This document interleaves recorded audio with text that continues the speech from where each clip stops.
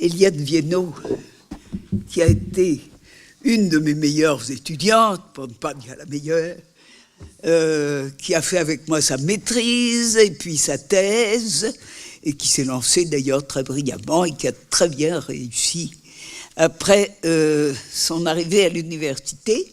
La voilà depuis déjà un certain temps à Saint-Étienne. Hein. Voilà. Alors, je vais vous parler... j'ai eu le privilège, enfin, je me le suis proposé, de ne pas rentrer dans Brantôme, mais de ne pas re-rentrer dans les œuvres de Brantôme, mais de vous parler de la réception des œuvres de Brantôme. Alors, je vous ai proposé une communication qui s'appelle « Éditer les Dames galantes au XIXe siècle », que j'aurais pu appeler aussi « Éditer les Dames galantes au temps du Code Napoléon », mais de fait, je me suis limitée au XIXe siècle. Alors, les Dames galantes étaient-elles faites pour s'émanciper ? Sans doute, les éditeurs qui ont donné ce titre au second livre des Dames auraient-ils répondu qu'elles l'avaient toujours été. Pourtant, si l'on considère l'aspect éditorial et non plus social ou sexuel de l'affaire, c'est dans les années 1830 qu'elles l'ont fait.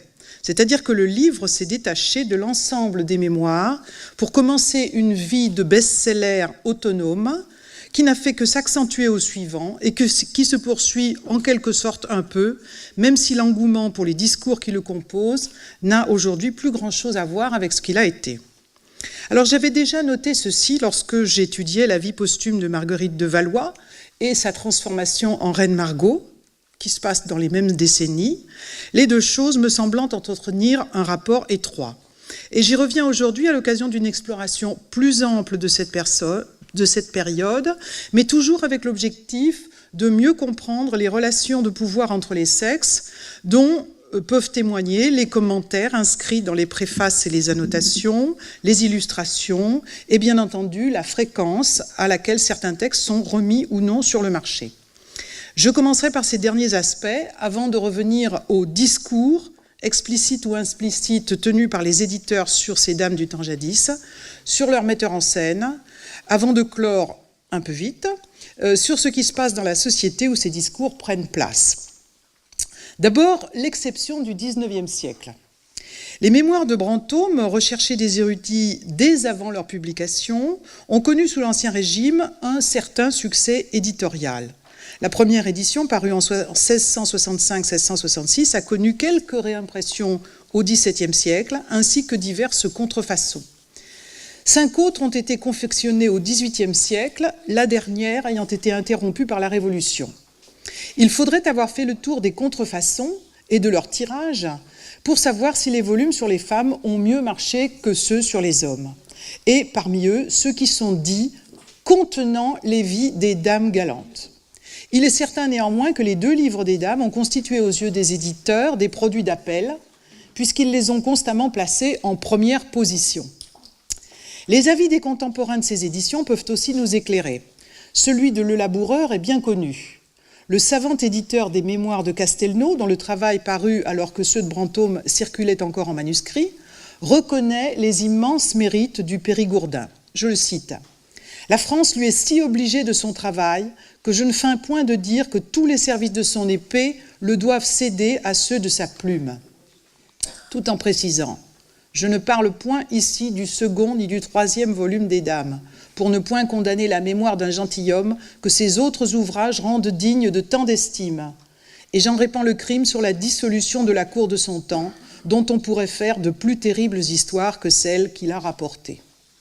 C'est évidemment des futures dames galantes que parle ici l'érudit.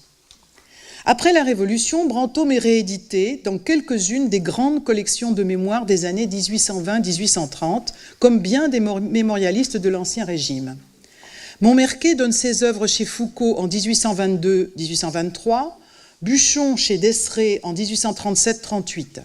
Plus tard dans le siècle, Mérimée et Lacour entreprennent une autre édition des œuvres publiées pour la première fois selon le plan de l'auteur, augmentée de nombreuses variantes et de fragments inédits, etc.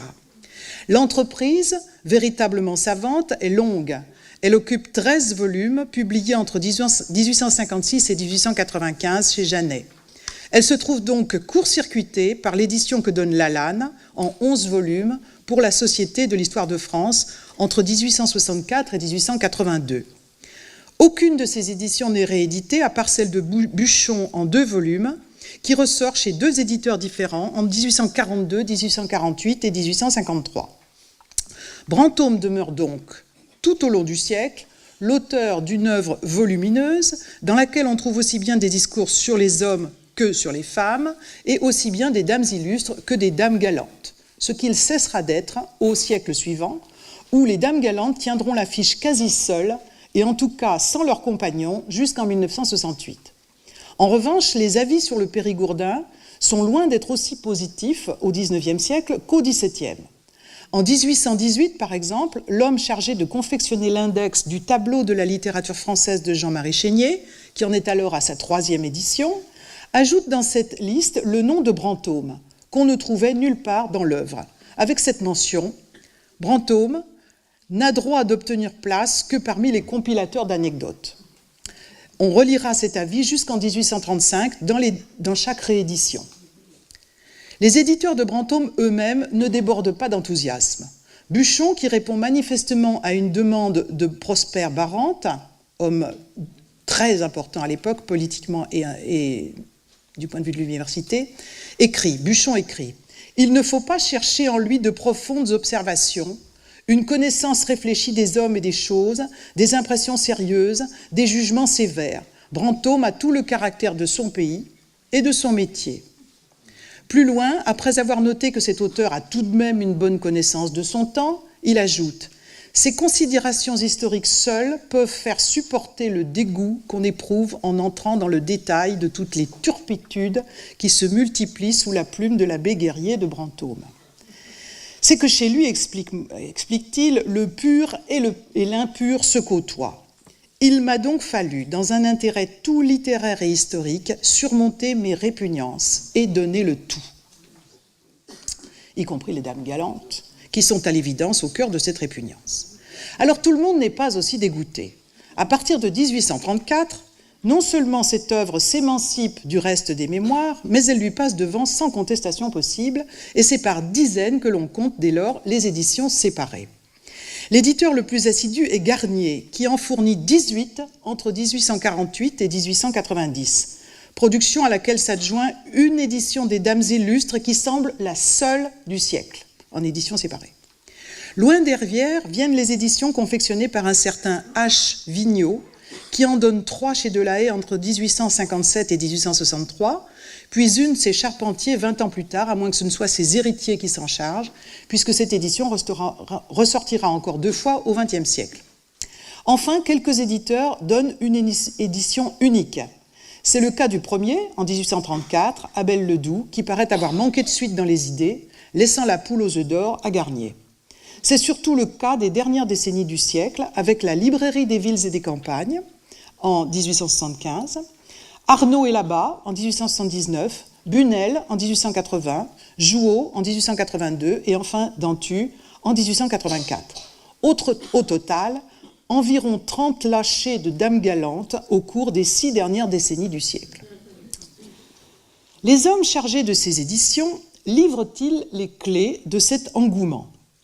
Mérimée et Lacour, faisant en 1858 l'historique des éditions antérieures à la leur, notent avec insistance leur médiocrité.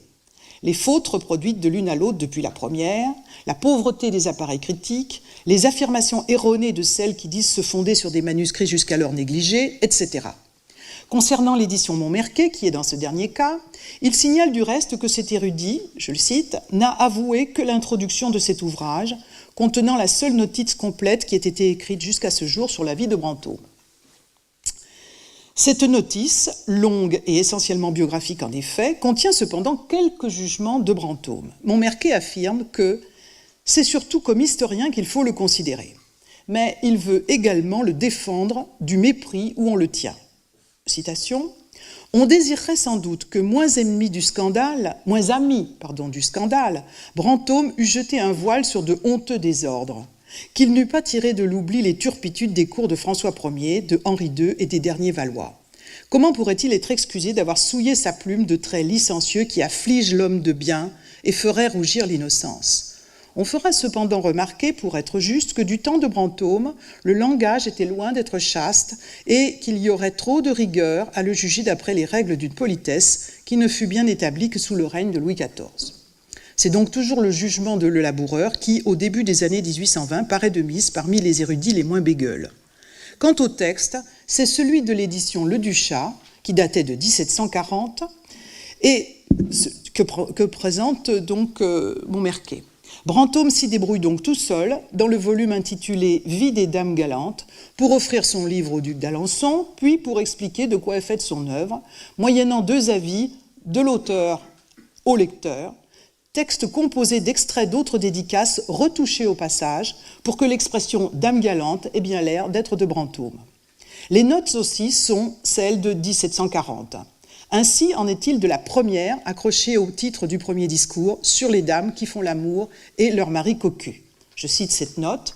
Dans cet ouvrage, l'auteur qualifie de dame belle et honnête, l'auteur qualifie telle dame de belle et honnête, dont pourtant il parle comme d'une fieffée putain.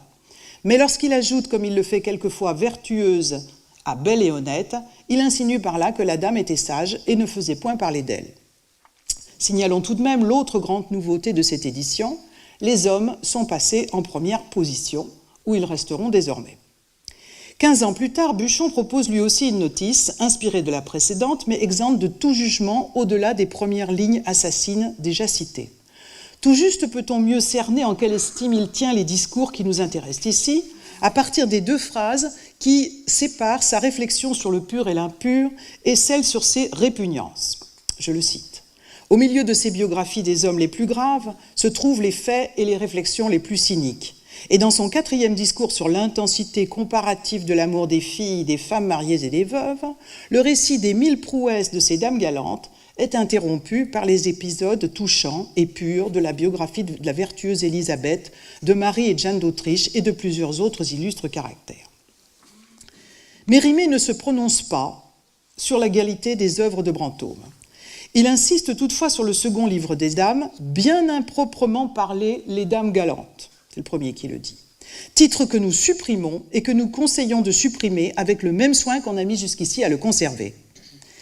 Le mot, dit-il, n'était déjà pas approprié dans les années 1660, où il ne correspondait qu'à une mode, et il n'a cessé de changer depuis.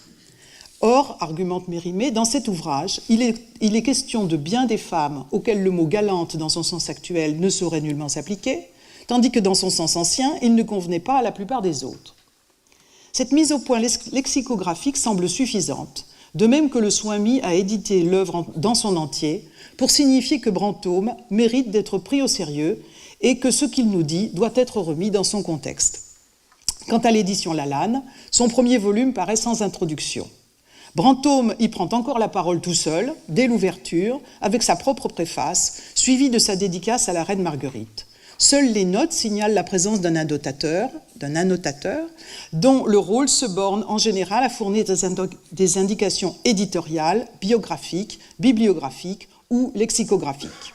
Même chose dans les 10 volumes suivants, y compris celui des Dames galantes, où Lalanne se contente de dire en première note que c'est là un titre que Brantôme n'aurait jamais songé à employer et que nous supprimons, bien qu'il ait été adopté dans toutes les éditions. Même chose enfin dans le Brantôme, sa vie et ses écrits, donné par Lalanne à l'imprimeur 14 ans après la parution du dernier volume des œuvres. Cet ouvrage n'est en effet qu'une grosse biographie où les écrits de Brantôme sont certes abondamment cités, mais à aucun moment analysés. Dans la préface de ce livre, Lalanne s'explique sur l'absence d'introduction à son édition.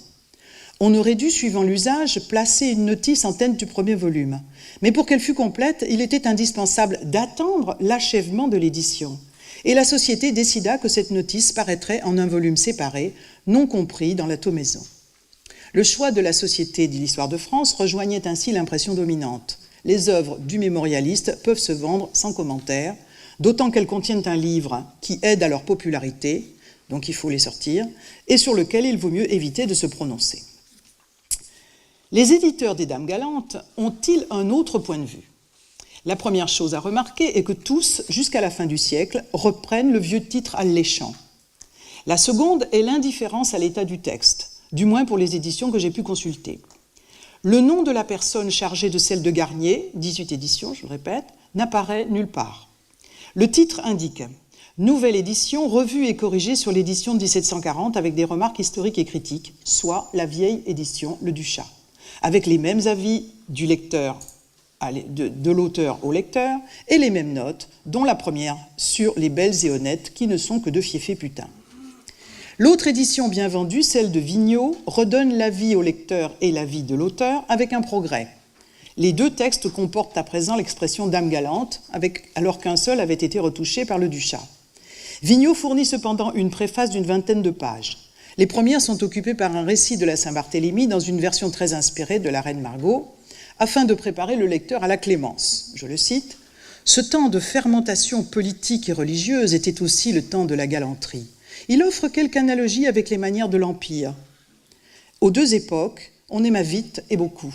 Tout le monde semblait pressé. » Brantôme est, selon lui, une de ces natures heureuses dont la philosophie douce et tempérée fuit les excès. Il est comparé à Boccace, l'Arétin, l'Arioste, Marguerite de Navarre, La Fontaine, Voltaire, Talleyrand d'Héréau, Bussy-Rabutin, bref, tous ces historiens de la faiblesse du cœur féminin. Je vous laisse juger la validité des jugements. Brantôme, dit-il, n'est pas le meilleur, mais il sait intéresser. Vivre depuis 2 siècles et demi sans ennuyer ses lecteurs, et surtout être un livre que les savants, les hommes sérieux, les esprits littéraires recherchent, est un avantage qui doit être soigneusement constaté. Vigneault avoue néanmoins qu'il faut quelques culots pour assumer le plaisir qu'on prend à le lire. De nos jours, on a un tel puritanisme de langage et de maintien qu'il paraît au premier abord impossible d'impatroniser Brantôme dans le monde. À peine si l'on ose dire qu'on a lu La Fontaine. Dans le monde, dit-il, dans le monde, c'est-à-dire là où il y a des dames bien, sans doute. Mais entre soi, dans les fumoirs où elles ne sont pas, dans les lieux du demi-monde où se pressent les messieurs fortunés, sans parler des sociétés chantantes où les notables piqués de lettres se retrouvent pour ciseler des poèmes pornographiques, c'est sans doute autre chose. Il y a des lecteurs quand même. Je terminerai ce tour d'horizon avec les 2 premières éditions à livrer le texte illustré. C'est le premier exemplier que je vous ai distribué. Ce genre des illustrations avec les dames galantes se multipliera ensuite. Celle que propose en 1880 la maison Bunel, c'est le premier exemple, est vendue en fascicule avant d'être imprimée. Allégée pour tenir en 240 pages, elle ne s'encombre évidemment d'aucune introduction, d'aucune note, d'aucun avis. Rien ici ne vient perturber le lecteur ou la lectrice, dont l'attention est en revanche sollicitée par les vignettes, environ une toutes les 5 ou 6 pages.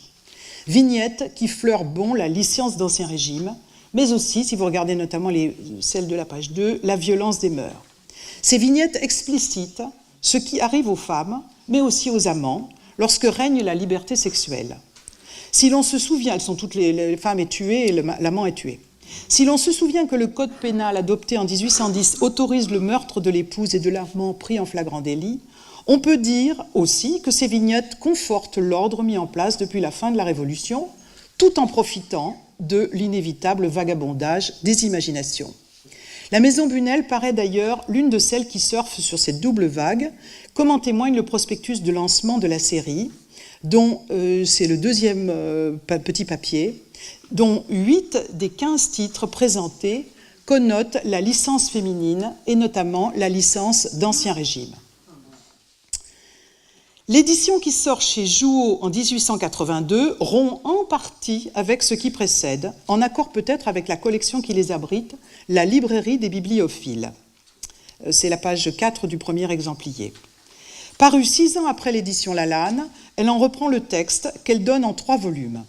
Le titre est modifié. Il s'agit à présent de « Les 7 discours touchant les dames galantes du sieur Brantôme ». C'est-à-dire que ce titre rompt avec la tradition désormais désignée comme frelatée, tout en bénéficiant de la publicité qui lui est attachée. L'introduction et la notation, qui occupent quelques pages à la fin des volumes, sont confiées au chartiste conservateur de la Bibliothèque nationale, Henri Bouchot, qui présente Brantôme comme un sceptique ayant tout vu, ce qui n'est pas faux à mon avis. Quant aux illustrations, elles sont rares, Placées en début de chaque discours, voire au milieu, quand il dépasse les 100 pages, elles n'ont pas de quoi émoustiller grand monde. C'est les 2 dernières qui sont sur l'exemplier. Alors cette exploration devrait être poursuivie par l'examen des 4 éditions qui m'ont échappé et dont je ne dirai que 2 mots. La première, de l'extérieur bien sûr, parce que je ne les ai pas vues. La première, celle de 1834, a été confiée à Philarète Chasles, futur professeur au Collège de France, mais qui n'est guère qu'un journaliste de 35 ans au moment où il en est chargé. Celles de 1875 et 1884 ne font pas plus de 300 pages, et leurs exécutants n'ont pas cru devoir faire connaître leur nom.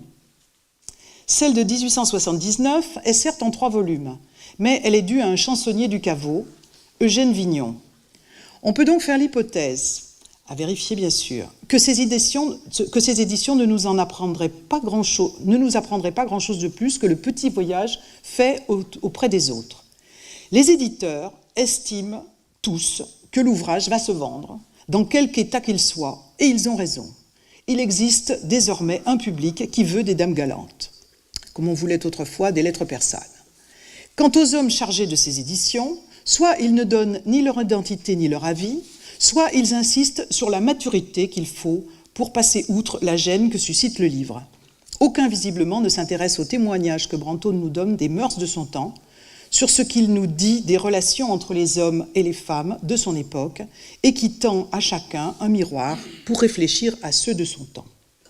Resterait en effet à mettre cette soudaine mode des dames galantes, qui ne sont que des putains, comme le répètent les éditions Garnier jusqu'au bout du siècle, avec le redémarrage de l'activisme féministe après les 3 Glorieuses, notamment le journal qui s'appelle La Femme libre, avec l'arrivée fracassante sur la scène littéraire de George Sand, Femme libre, avec la guerre au bas bleu qui démarre au même moment pour s'installer durablement dans le paysage national, avec la Renaissance et le succès incontestable de la prostitution réglementée, qu'on appelle le système français partout, avec le maintien de la législation napoléonienne d'un régime à l'autre, avec la nouvelle dégradation du rapport entre les sexes qu'enregistre l'instauration du prétendu suffrage universel, l'année même où paraît la première édition Garnier, avec le bavardage ininterrompu sur la femme qui caractérise ce siècle, entre amusement, raillerie, théorisation et condamnation.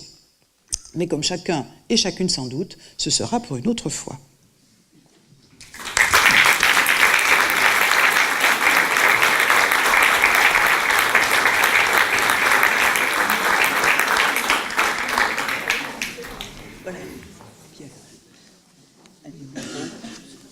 Ordinaire sur les dames galantes. En plus de questions sa profonde hypocrisie, le 19e siècle faisait des erreurs de mots, ne comprenait plus la langue du XVIe siècle, puisque les femmes honnêtes, ce sont les femmes de bonne naissance. Ce ne sont pas du tout les... Voilà, il y a un contresens énorme, avec une masse d'hypocrisie, mais qui a véhiculé la gloire de Brantôme jusqu'à nous, au moins. Ça explique pourquoi... parce que ce que disait Madeleine hier en ouverture, ça explique pourquoi Brantôme nous est parvenu essentiellement comme l'auteur des Dames galantes. On n'édite presque plus que cela depuis, on n'édite plus que cela depuis le début du XXe siècle, oui. Mais déjà dès les années 40 du XIXe siècle, c'est avant tout cela qu'on publie. Oui. Sans explication. Le nombre d'éditions, il y en a une. Ben, il paraît que maintenant, ça ne se vend plus du tout. En tout cas, ça s'édite encore. C'est l'avis de plusieurs éditeurs. Est-ce qu'on a une idée du tirage des éditions du 19e, notamment les dernières éditions illustrées que vous évoquez ? Moi, je ne sais pas. Je ne sais pas si des éditeurs, si des spécialistes du livre connaissent ces... Il est sûr qu'il y a un marché, qui est... Oui, le marché est en pleine... Le marché de l'imprimerie, de l'édition est en plein développement depuis le début du XIXe siècle. Mais est-ce qu'on connaît les tirages ? Moi, non. Moi, je ne peux pas répondre à cette question.